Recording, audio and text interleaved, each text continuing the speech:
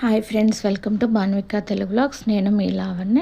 ఈరోజు అయితే మార్కెట్కి వెళ్ళామన్నమాట. వెజిటబుల్స్ అయితే ఇంట్లో ఉన్నాయి ఆల్రెడీ, అందుకని కొంచెమే తీసుకొచ్చాము. ఇంకా దానిమ్మకాయలు, టమాటాలు, మామిడికాయలు అయితే తెచ్చాము. మామిడికాయలు అయితే బాగా పెద్దగా బాగున్నాయి అనమాట. లాస్ట్ టైం తెచ్చినవి అంత టేస్ట్ అయితే లేవు. ఇవి ఎట్లా ఉన్నాయో ఏంటో చూడాలి కట్ చేసిన తర్వాత. ఇంక ఈరోజు అయితే సేమియాతోటి పులిహోర అయితే చేస్తున్నాను. ఇంకా మార్నింగ్ అయితే లేవటం కొంచెం లేట్ అయిందనమాట. ఇంకా పిండి కూడా ఏమీ లేదు. ఇడ్లీ దోశ అట్లా వేద్దామన్నా, ఇంకా పూరి అట్లా చేద్దామన్నా కానీ ముందు రోజు నైటే కదా చపాతీ చేసిందని అంటే ఇంకా మా హస్బెండ్ ఏదో ఒకటి చేయలే అన్నారు. ఇంక ఇడ్లీ అన్న పిండి లేదు కదా, మళ్ళీ పిండి అయినా బయట తీసుకురావటం ఎందుకులే, సేమియా ఉంది కదా, ఉప్మా చేస్తే పిల్లలు తినర్లే అని చెప్పి ఇంకా పులిహోరలాగా చేద్దాంలే అయితే చేస్తున్నాను. దీనికోసం సేమియాని అయితే ముందే ఉడికించి పక్కనైతే పెట్టుకున్నాను. తర్వాత స్టవ్ వెలిగించి బాండి పెట్టుకొని ఆయిల్ వేసుకొని పోపు దినుసులు, పల్లీలు, పచ్చిమిర్చి, ఎండుమిర్చి, అలాగే ఉప్పు, పసుపు, తర్వాత కొత్తిమీర అవన్నీ వేసుకొని అయితే కలుపుకున్నాను. ఈ పోపు అంతా వేగిన తర్వాత మనం ఉడికించి పెట్టుకున్న సేమియా అయితే ఉంటుంది కదా, అదైతే కలుపుకొని ఇందులో మనకి సరిపడినంత లెమన్స్ పిండుకోవాలి. ఇంకా ఉప్పు ఒకసారి చెక్ చేసుకొని సరిపోకపోతే ఉప్పు కూడా కలిపేసుకుంటే సరిపోతుందన్నమాట. అంతేనండి, ఎంతో టేస్టీగా ఉంటే ఏదో పులిహోర అయితే రెడీ అయిపోయింది. సేమియాతో ఉప్మా తినని వాళ్ళు ఇట్లయితే ట్రై చేసుకోండి. నేనైతే ఇంకొకసారి ఉప్మా చేయకుండా ఇలా అయితే చేస్తానన్నమాట. ఇలా అయితే పిల్లలు కూడా తింటారనమాట. ఉప్మా లాగా చేస్తే వాళ్ళు తినరు. టిఫిన్ చేసిన తర్వాత ఇంకా కర్రీ చేస్తున్నాను. ఈరోజు ఏంటంటే గోంగూర పచ్చిశనగపప్పు కర్రీ అయితే చేస్తున్నాను. దానికోసం బాండి పెట్టుకొని ఆయిల్ వేసుకుని, ఆయిల్ హీట్ అయిన తర్వాత పోపు దినుసులు వేసుకున్నాను. పోపు దినుసులు వేగిన తర్వాత అందులోనే పచ్చిమిర్చి, ఉల్లిపాయ అయితే వేస్తున్నాను. ఇంకా గోంగూర పచ్చిశనగపప్పు అంటే కొంచెం పులుసు కర్రీ కాబట్టి టమాటో కూడా వేసుకుంటే బాగుంటుందని 2 టమాటాలు అయితే వేస్తున్నాను. ఈ పోపులోనే పసుపు, ఇంగువ వేస్తున్నాను. మనము ఏదైనా పప్పు అట్లాంటివి వేసుకున్నప్పుడు ఇంగు వేసినట్లయితే మనకి డైజెషన్ అయితే బాగుంటుందన్నమాట. మనం పప్పు తాలింపులో కూడా వేసుకుంటాం కదా, అందుకని 2 టమాటాలని ముక్కలుగా కట్ చేసుకొని వేసుకున్నాను. తర్వాత ఒక గంట నానబెట్టుకున్న పచ్చిశనగపప్పు అయితే ఉన్నాయన్నమాట. అవి అన్నీ ఒక గుప్పెడైతే తీసుకుంటే ఒక చిన్న టీ గ్లాస్ అనుకోండి, ఒక టీ గ్లాస్ రన్ అయితే నానబెట్టుకున్నాను. అవి అయితే ఇప్పుడు ఈ టమాటా ముక్కలు ఉడికిన తర్వాత ఇందులో వేసుకుంటున్నాను. ఇందులోనే ఉప్పు కూడా కలుపుకుంటున్నాను అనమాట. ఇవైతే మొత్తం కలుపుకొని కొంచెం మూత పెట్టుకొని మగ్గించుకుందాము. ఈలోపు అయితే టీ పెట్టుకొని టీ తాగేద్దాంలే అని టీ అయితే పెట్టుకున్నాను అనమాట. టిఫిన్ చేసాం కదా అని చెప్పేసి ఇంక నేనేం చేశానంటే మొబైల్లో ఛార్జింగ్ ఉందేమో అనుకున్నాను. తర్వాత చూస్తే ఛార్జింగ్ లేదు. తర్వాత ఇంకా కర్రీ కూడా ఉడికిపోయింది అనమాట. ఇంకా పచ్చెనపప్పు కొంచెం ఉడికిన తర్వాత గోంగూర వేసుకొని బాగా ఉడికించుకోవడమే. చూడండి, కర్రీ అయితే రెడీ అయిపోయింది. ఈరోజు నేను పెరుగు చట్నీ కూడా చేశాను అనమాట. పెరుగు కొంచెం ఎక్కువ ఉంది, అందుకోసమని పెరుగు చట్నీ చేశాను. పిల్లలైతే తినరు, వాళ్ళకైతే నార్మల్ పెరుగు ఉంచేసి మా ఇద్దరి కోసం అయితే చేశాను. సమ్మర్లో పెరుగు చట్నీ తింటే చలవ చేస్తుంది అంటారు కదా, చాలామంది చెప్తూ ఉంటారు కదా, తల్లి చేయని మేలు ఉల్లి చేస్తుందని. ఇంకా వంట అయితే అయిపోయింది. ఇంకా ఇక్కడ ఏంటంటే పిల్లలు ట్యూషన్కి వెళ్ళిపోయారు. ఈ కబోర్డ్స్ ఏంటంటే ఎప్పుడు ఎంత సర్దినా కానీ పిల్లలు ఏంటంటే ఇవన్నీ పడేస్తూ ఉంటారు. బుక్స్ తీసుకొని పేపర్లు చించి ఏదో ఒకటి ఆడుకోవటం, మళ్ళీ అవన్నీ అట్లా చేస్తూ ఉంటారు. రోజుకి ఒకసారైనా సర్దుతున్నాను. ఇప్పుడు ఇంకా హాలిడేస్ వచ్చాయి కదా, పద్దాకులు తీస్తారు అక్కడికి. ఇందులో కావాల్సిన వేస్టేజ్ బుక్స్ అన్నీ తీసి ఒక చోట పెట్టాను. మళ్ళీ తెచ్చుకుంటారు, అందులో ఆ బుక్ ఈ బుక్ లాగుతూ ఉంటారు. పెన్సిల్స్, ఎరేజర్స్ అన్నీ ఉంటాయి కదా, అవన్నీ పాడు చేస్తూ ఉంటారనమాట. ఒక కవర్లో వేసి పక్కన పెట్టినా కానీ ట్యాప్కి ఒకసారి లాగుతూ ఉంటారు. అందుకని ఇంకా మరీ చిరాకుగా ఉందిలే అని సర్దుతూ ఉన్నానన్నమాట. ఇంకా పిల్లలకి హాలిడేస్ ఇచ్చారంటే ఇల్లు అయితే రోజుకొకసారైనా సర్దాల్సి వస్తుంది. ఎందుకంటే వాళ్ళు మొత్తం గందరగోళం చేసేస్తారు, మనలాగా ఎక్కడ ఉంచారు కదా. ఇంకా పని కూడా ఎక్కువ ఉంటుందన్నమాట. సమ్మర్ హాలిడేస్ ఎందుకు ఇస్తారా బాబు అయితే అనిపిస్తుంది. ఇటు స్కూల్లో ఏసీయే ఉంటుంది కదా, పెట్టచ్చు కదా అని అయితే అనిపిస్తుంది. పాపం టీచర్స్ కూడా కొంచెం రెస్ట్ తీసుకోవాలి కదా. మన కోసం వాళ్ళు అయితే 10 months అయితే వాళ్ళు భరిస్తారు. ఇంక ఈ 2 months అయినా మనం భరించాలి కదా పిల్లల్ని.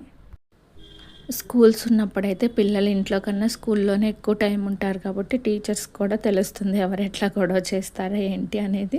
పాపం వాళ్ళు అన్ని రోజులు భరించారు కదా, మనం ఈ 2 months అన్నా భరించాలి కదా అని వదిలేస్తారేమో అనిపిస్తుంది నాకైతే.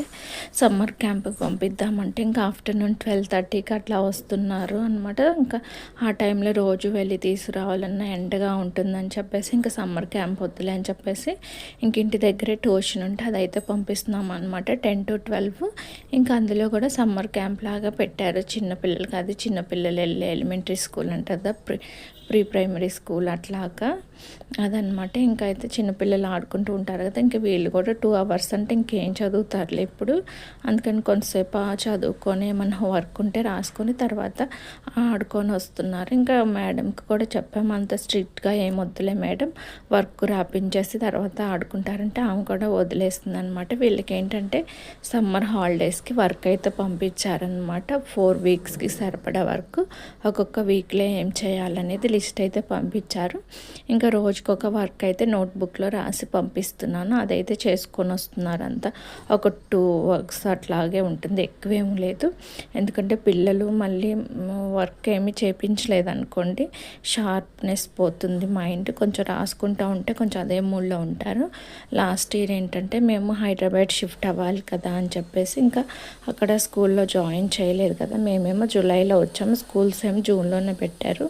మొత్తం వీళ్ళకి 3 months హాలిడేస్ అయినాయి అప్పుడైతే. ఇంకా అసలు ఆ 3 months అయితే పిచ్చి పిచ్చిగా ఆడేసి మళ్ళీ స్కూల్కి వెళ్ళినప్పుడైతే మొదటి నుంచి మొదలు పెట్టినట్టే ఉంది. వాళ్ళకైతే ఏబిసిడీలు కూడా మర్చిపోయారు. ఆ 3 months ఏంటంటే ఉట్టి ఆటలు, ఇంకా అసలు ఏం నేర్చుకోలేదు కదా. అందుకే పిల్లలకి ఎప్పటికప్పుడు మనము నేర్పిస్తూనే ఉండాలి. వచ్చినాయి కదా అని వదిలేసాము. ఒక్క నెల గ్యాప్ వచ్చినా కానీ మొత్తం మర్చిపోతారనమాట. అందుకని ట్యూషన్కి అయితే పంపిస్తున్నాను. చాలామంది అంటూ ఉంటారు సమ్మర్లో ట్యూషన్ ఎందుకు అది ఇదని. ఒక 2 hours అయినా వెళ్తే బెటర్ కదా.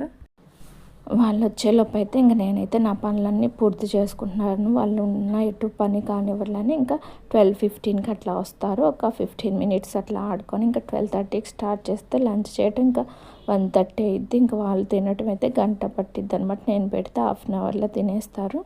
ఇంకా సమ్మర్లో అలవాటు చేద్దాంలని ఒకరోజు నేను పెడుతున్నా, ఒకరోజు వాళ్ళైతే తింటున్నారనమాట. ఇంకా అట్లా 1:30 అయిపోద్ది. ఇంకా ఆడుకుంటారు కొంతసేపు, ఒకరోజు ఏం పడుకుంటే కనుక 3కి అట్లా పడుకొని 6 వరకు అయితే బాగా నిద్రపోతారనమాట. ఇంకా పడుకోలేదంటే మధ్యాహ్నం మొత్తం గోల్ చేసి మమ్మల్ని కూడా పడుకోనిరు. అందుకే మ్యాక్సిమం పడుకోబెట్టడానికి ట్రై చేస్తున్నాము. ఎందుకంటే ఇంకా సమ్మర్లో ఏంటంటే మళ్ళీ బయటికి వెళ్ళామనుకోండి వడదెబ్బ తగులుతుంది కదా, అలాంటివి లేకుండా ఉండాలంటే పిల్లల్ని ఆఫ్టర్నూన్ టైంలో పడుకోబెడితే మంచిది. ఇంకా కబోర్డ్స్ దగ్గర మొత్తం సర్దేసి ఇంకా గిన్నెలు అయితే కడుగుతున్నాను అనమాట. ఇంకా టిఫిన్ చేసినవి అన్నీ ఉన్నాయి కదా, కర్రీ చేసినవి అన్నీ సర్దేశాను కదా పక్కకి. ఇంకా నైట్ కూడా కొన్ని గిన్నెలు అయితే ఉన్నాయన్నమాట. ఇంకా మార్నింగ్ లేవు కానీ కడగలేదు, అవి మొత్తం అయితే కడిగేసుకుంటున్నాను. ఇంకా పిల్లలు వచ్చేసరికి కడిగేసుకొని నీట్గా పెట్టుకొని స్నానం చేసామనుకోండి, ఇంకా వాళ్ళకి లంచ్ పెట్టేసి మేము కూడా లంచ్ చేసేయచ్చులే అని. ఈ సమ్మర్ హాలిడేస్లో మీరైతే ఏం చేస్తున్నారు, ఎలా ప్లాన్ చేసుకుంటున్నారు అనేది కామెంట్లో అయితే చెప్పండి. మేమైతే ఇంకా మే ఎండింగ్కి అట్లా ఊరు వెళ్దాంలే అనుకున్నాము. అందుకని చెప్పేసి ఇప్పుడైతే వెళ్ళట్లేదు. అప్పుడు మే ఎండింగ్ జూన్ 1st weekలో కొంచెం పనులు అయితే ఉన్నాయి. ఇంక వెళ్ళినప్పుడు పిల్లల బర్త్డేస్ కూడా వస్తాయి కదా, అవన్నీ కంప్లీట్ చేసుకొని వద్దాంలే, అక్కడే టైం స్పెండ్ చేయొచ్చులే అని చెప్పేసి ప్రస్తుతానికైతే ఏం ప్లాన్స్ లేవు. ఎక్కడికన్నా వెళ్ళాలన్నా కానీ ఎండలకి పిల్లలతో వెళ్ళాలంటే కొంచెం కష్టంగానే ఉంటుంది. ఎందుకంటే కొంచెం చెమట ఉన్నా కానీ చెమట అంటారు, గాలి లేదంటారు, ఎందుకులే వెళ్ళిన విసుకని అయితే వెళ్ళట్లేదు. ఇంకా మా ఆడపడుచు వాళ్ళని అయితే రమ్మన్నాం. ఒకవేళ వాళ్ళు వస్తే కనుక అప్పుడు ఏదన్నా జూ పార్క్కి కానీ ఏదన్నా టెంపుల్కి కానీ వెళ్ళొచ్చులే. ఇంకా పిల్లలు కూడా వస్తారు కదా, పిల్లలు ఉంటే కొంచెం ఆడుకుంటారు. అచ్చంగా మనం అనుకోండి బాగా విసిగిస్తారనమాట.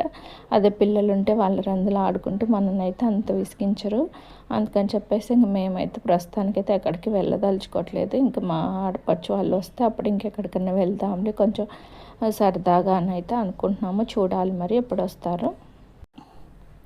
గిన్నెలన్నీ వాష్ చేసుకున్న తర్వాత ఇంకా షింక్ దగ్గర కూడా మొత్తం కడిగేసుకొని ఇంకా వాటర్ అయితే పట్టుకొని కుండలు అయితే పోస్తున్నాను అనమాట. ఇంకా నైట్ పోయట్లేదు, మార్నింగ్ పోస్తున్నాను. ఎందుకంటే నైట్ ఇది వేసినట్టయితే ఆఫ్టర్నూన్ అంతా వేడి వాటర్ ఉంటుంది కదా, ఇంకా మిషన్ పాడవుతుందిలే అని ప్యూరిఫై అయితే వేయట్లేదు. ఇంకా మార్నింగ్ అయితే కొంచెం నైట్ చల్లగా అవుతాయి కదా, ప్యూరిఫైర్ వాళ్ళు కూడా చెప్పారనమాట, వేడి వాటర్ వేస్తే కనుక అది పాడైపోతుందని చెప్పేసి. ఇంకా ఆఫ్టర్నూన్ లంచ్ అంతా చేసేసి పడుకున్నాము. తర్వాత ఇంకేంటంటే ఈరోజు ఇడ్లీ పిండికి అయితే నానబెట్టాను, ఇడ్లీ పిండి వేద్దామని మిక్సీలోనే.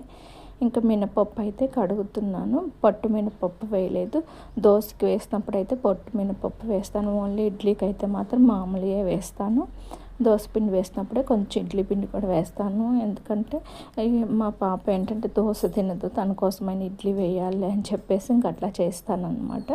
ఇంక ఇక్కడైతే ఇడ్లీ పిండి వేసాను. ఇంకా ఈ మినపగుళ్ళు కడిగేటప్పుడే రవ్వ కూడా నానబెట్టుకుంటున్నాను. ఇంక ఈ పిండి అయిపోయేలో పిండి నానుతుంది. తర్వాత ఇంకా రవ్వ కూడా పిండి వేసుకుంటాను అనమాట. రవ్వ కనుక పిండకుండా వేసుకుంటే టేస్ట్ అయితే బాగోదు, ఇడ్లీలు కూడా పొంగవు అనమాట. కొంతమంది ఏంటంటే పిండి వేసుకొని డైరెక్ట్ రవ్వ అందులో పోసి కలుపుతూ ఉంటారు, అట్లయితే టేస్ట్ బాగోద్దు, అట్లా చేసుకోవద్దు. మినప్పిండి వేసిన తర్వాత రవ్వ కూడా నానబెట్టుకొని వాటర్ పిండి వేసుకొని కలుపుకుంటే ఇడ్లీలు కూడా సాఫ్ట్గా వస్తాయి అన్నమాట. ఇంక ఇక్కడ బట్టలు ఎప్పటి నుంచో ఐరన్కి ఇద్దాం అనుకుంటున్నాను. నా డ్రెస్సెస్ అన్నీ అలా ముడతలు ఉన్నాయి, ఒకసారి బయట చేపిద్దాంలే, కాటన్ డ్రెస్సులు చేపిస్తే బాగుంటుందిలే అని ఒక బ్యాగ్లో అయితే పెట్టాను. ఇంకా వాళ్ళు ఏంటంటే ఐరన్ చేసేవాళ్ళు ఆఫ్టర్నూన్ వరకే చేస్తున్నారనమాట. వెళ్ళి అడిగొస్తే ఆఫ్టర్నూన్ వరకే చేస్తామని చెప్పారంటే ఇంక ఎర్లీ మార్నింగ్ తీసుకొచ్చి ఇవ్వండి, ఆఫ్టర్నూన్ కల్లా చేసేసి ఇచ్చేస్తామన్నారు. సరే అని ఇంకా బ్యాగ్స్లో అయితే సర్దాను. మా హస్బెండ్వి కూడా కొన్ని ఉన్నాయన్నమాట. ఇంక ఇద్దరివి చేయించుకొద్దాంలే అని 2 బ్యాగులు అయితే పెట్టాను. ఇంకా బట్టలు కూడా మడతేసినవి అయితే సర్దేశాను అనమాట. ఇంకా మా కోసం అయితే ఇంకా చపాతీకి పిండి కలిపాను, పిల్లలకైతే అన్నం వండేసాను. ఇంకా గిన్నెలు ఇవన్నీ అయితే కడగాలన్నమాట.